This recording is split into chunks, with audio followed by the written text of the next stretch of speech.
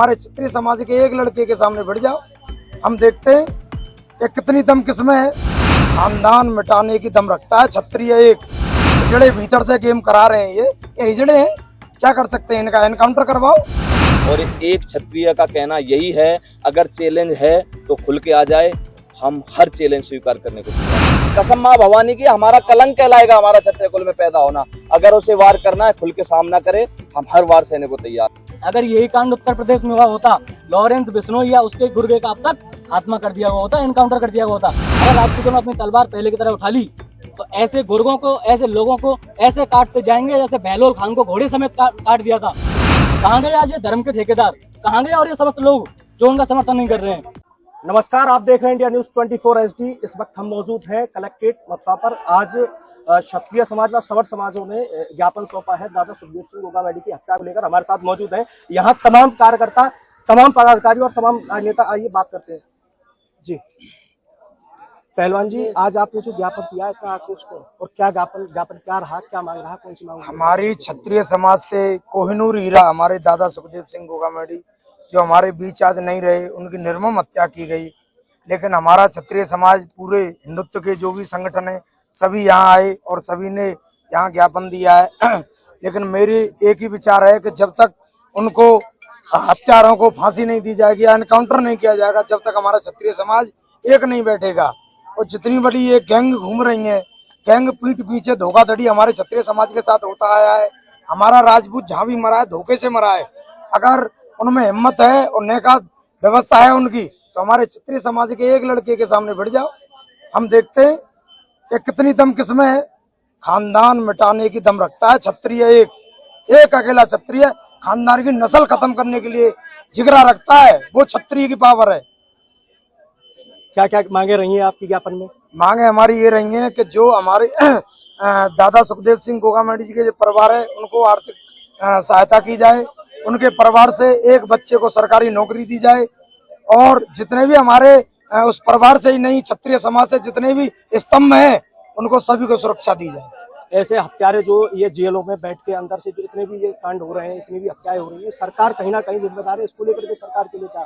सरकार जिम्मेदार है। ऐसे जो भेड़िए बैठे हुए हैं, जो अंदर बैठ के छिप रहे हिजड़े, जिनको शब्द दूंगा मैं हिजड़े का, हिजड़े भीतर से गेम करा रहे हैं, ये हिजड़े हैं, क्या कर सकते हैं, इनका एनकाउंटर करवाओ। सरकार के ऊपर ही है और किसके ऊपर है? एनकाउंटर करवाओ, खत्म करवाओ। कितने जैसे लॉरेंस बिश्नोई जैसे कितने नहीं मरे एनकाउंटर में, इसको क्यों नहीं मारा जा रहा है?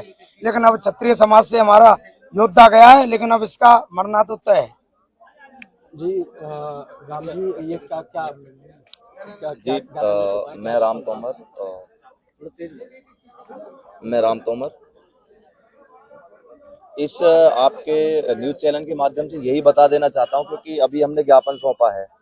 सभी इसी चीज की मांग कर रहे हैं कि फांसी देनी है, गोली मारनी है। वो मांग एक सही मांग है, चलो गोली भी मारनी है, बट ये क्षति हुई कैसे? हमारा जो कोहिनूर हीरा है, वो गया कैसे हमारे समाज से? वो इसलिए कि कुछ लोग ऐसे हैं जो राजनीति करके, उनके लिए चाहे राजनीति अहम है या कुछ गुंडे पालकर ऐसी क्षति पहुंचाते हैं, और हमारे क्षत्रिय समाज को एक हानि होती है।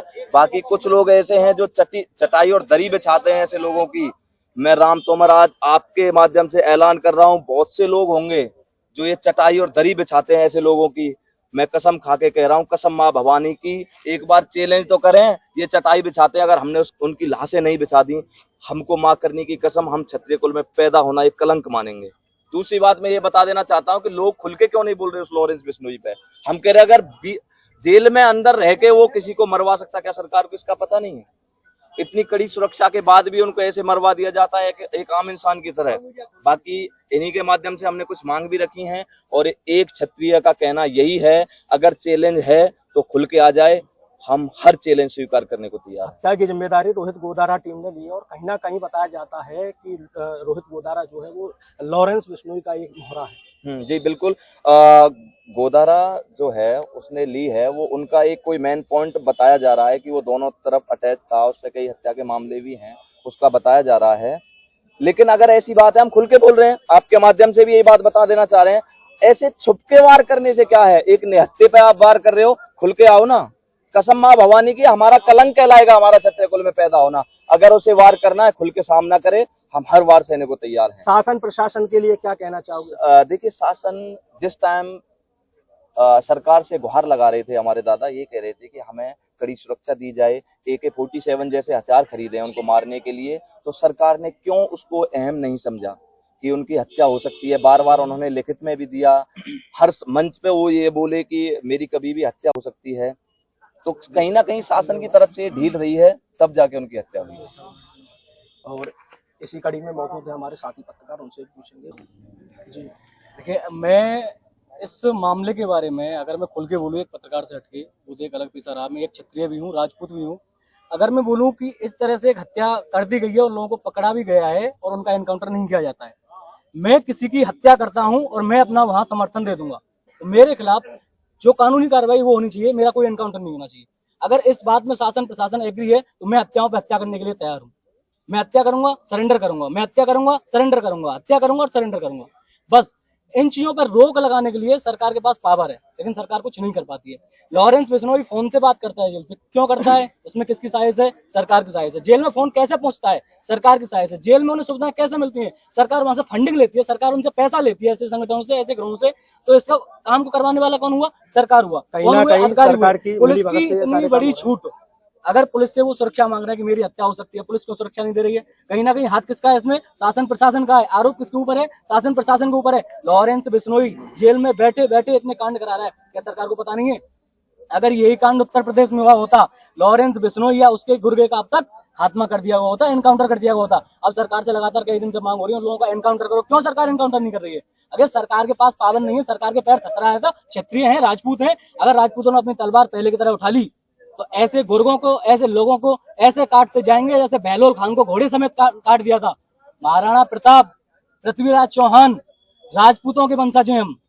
और ये वंशज मैं आपको आज बता देता हूँ अपने चैनल के माध्यम से, और आप समस्त जनता को बताना चाहता हूँ, लॉरेंस बिश्नोई या कोई भी ऐसा गुर्गा ये समझता है तुम सालों जेल में बैठे बैठे या फिर कहीं छुपके देश से बाहर इस तरह के कारनामे करा रहे हैं। अरे आओ 20 साल से लेकर 60 साल तक, 70 साल तक किसी भी क्षत्रिय को चुन लो कि मुझसे लड़ना है, यार मैं तुम्हें खुला चैलेंज देता हूँ, मैं आग लगा दूंगा तुम में आग।